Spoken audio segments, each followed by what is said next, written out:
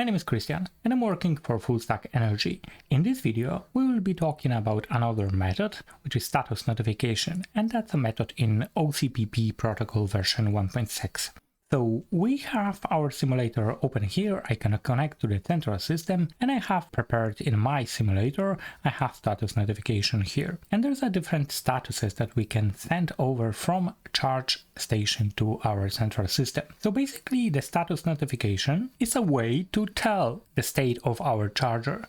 Without this, the central system has no way to tell what's happening on the charger. So the way we use the status notification is every time a state of the charger change, then we notify the central system, and central system can keep track of the current status. And that's very helpful. For example, if you have like a mobile users that would like to see what chargers are available in the area. So if you want to see that, then you will need to notify your central system, and central system will tell you which chargers are in which state. So let's take a look at what's actually in the status. We have status available, which is basically our charger is ready. Preparing, that means we initiate something and it's in a phase of preparing that until charging happens. So basically available goes to preparing, and then we have charging. Then we have two statuses here, suspended EVAC and suspended EV. Suspended EVAC, that means the charging process has been stopped or suspended temporarily by EVAC. But EVAC is basically a charger. So charger, for some reason, maybe lack of energy available, or maybe by some other reason, can suspend the charging. And that's then we send the status suspended EVAC. We have also suspended EV, which is basically similar concept, but the charging has been suspended by EV, which is a car. So sometimes it happens like you might have a settings in your car that you would like to charge your battery up to 90% of the capacity. So when you reach the 90%, your car might stop charging or stop consuming energy from the charger, and then we will send suspended EV status back to the central system. We have finishing, so whenever we finish our charging, we will have a phase of finishing, and then we will go back to available usually. But we also have status like reserved. So that means like you might have a network of the chargers that you will allow users for a certain amount of money to reserve this as a slot. So you can reserve it, and then you can drive to it and then charge it.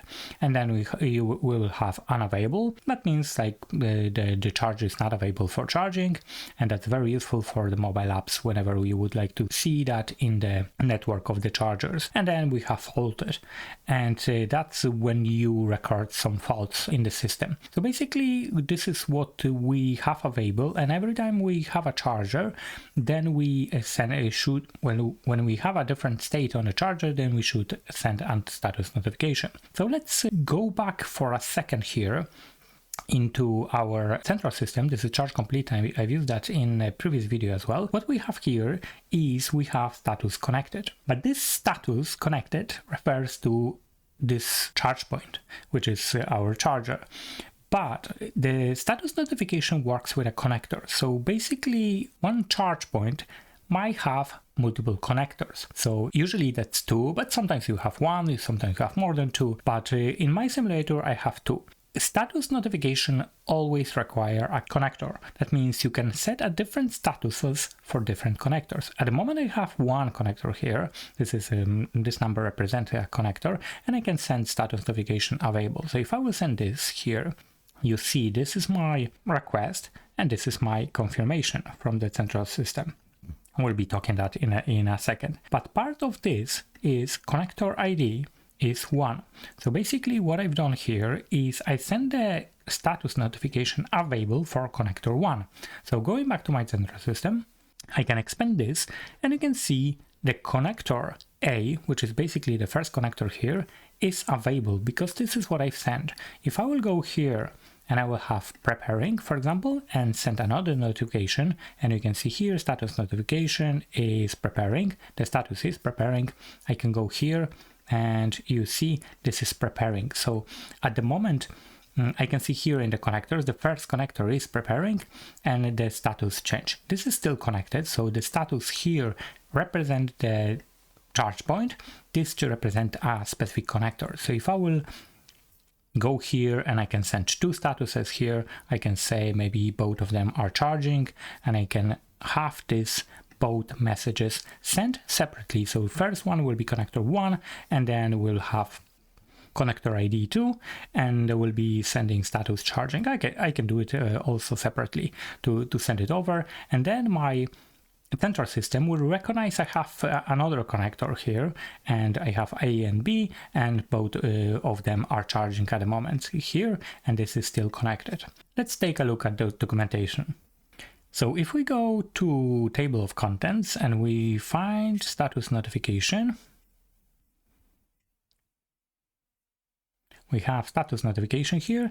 This will basically explain what this method, this action is about. So you can scroll down and you can see here a table of transitions in between different statuses, what is available and what is not available, from what status you can change to another status. And so we can scroll back here, and there's an explanation, detailed explanation of the different situations that can happen on a charger. But what we are interested in is a status notification request here. So basically what we need to do to send, we have fields require is connector ID, and I've sent connector ID from my simulator. If we'll go here, we've sent connector ID 1 and connector ID 2, and that's very important because they are starting from 1 and increment. If we go back here, you see 0 is kind of reserved, because 0, that means it's used for a status as a charge point. So if you would like to have a status for the entire charge point, that will be 0. Anything above connector ID 0 will be for specific connector. So this is required. We need to provide this, and each status represents a connector status. Then we have error code. Even if we don't have an error, it is still required, and I will go back into this in a second. Then we have optional info, then we have status itself. So if we go charge point status here, that will be the same statuses as I show you in a drop down there. So available, preparing, charging, suspended, finishing, reserved, unavailable, and faulted. So this will be available different statuses, and that's sent as a string. So going back there, we have status, and then we have optional timestamp, vendor ID, and vendor error code. That will be also optional. But error code is required, and if we don't have an error code, then we pass no error. So no error to report, and this will be as a simple string, but we can send a different string with different statuses. So if we send a status faulted, we can actually include it high temperature, for example, or ground failure, and so on. So basically this will be kind of universal statuses, and we can also have vendor error code. This is optional, but what we can do is we can provide a specific error code from our charger manufacturer to central system, and central system will need to have a logic implemented to recognize that error code and do something about this. But this is vendor error code. This needs to be implemented. This is not part of the OCPP 1.6 specification, but it's a useful way to communicate between the charger and the central system to tell exactly what happened, because those kind of errors here, that's more generic kind of things that there are included in the documentation, but the error code is more specific, more kind of manufacturer. So going back to my simulation, what we had here is we sent a status notification. Then we provide a connector ID, in that case 1, and in that case connector ID 2. We provide error code, which is no error. That means we don't, with that status, we don't really send any error. We set the status as charging, the same here, and then we also provided the timestamp, which is optional. And the response from this is basically empty payload. So here there is nothing that central system is returning, because there is no need for this. Having that response with the same ID as you have in here, it will be enough to acknowledge that the central system received your message. So basically you send it, and if you receive anything, that means, okay, the message has been received. There's no need for doing anything back for the status. The status notification is only for the charger to notify the central system, and central system will do whatever needs to be done for the central system, but it doesn't have to have any instruction back to the charger.